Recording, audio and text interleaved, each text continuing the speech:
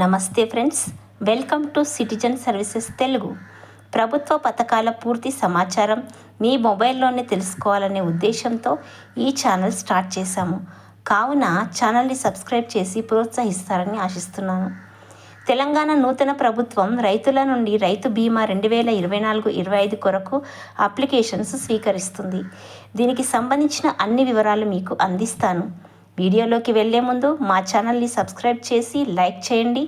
మీరు సబ్స్క్రైబ్ చేసి లైక్ చేస్తే రైతులకి ఉపయోగపడే మరిన్ని వీడియోలతో మీ ముందుకు వస్తాను.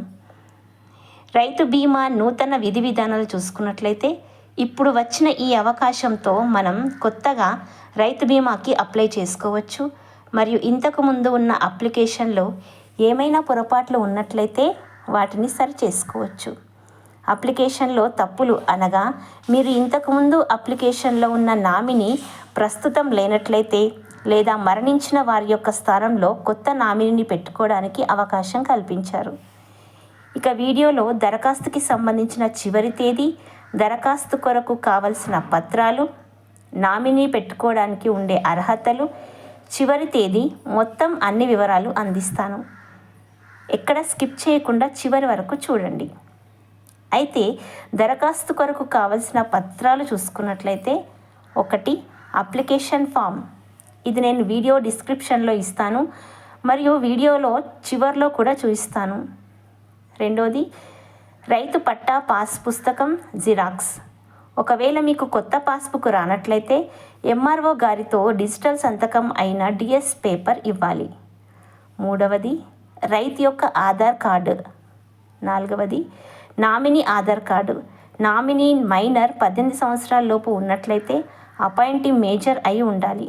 వీరి ఇద్దరి ఆధార్ కార్డు జిరాక్స్లు మరియు వీరి సంతకాలు ఏఈఓ సమక్షంలో చేసి వ్యవసాయ అధికారికి ఇవ్వాల్సి ఉంటుంది.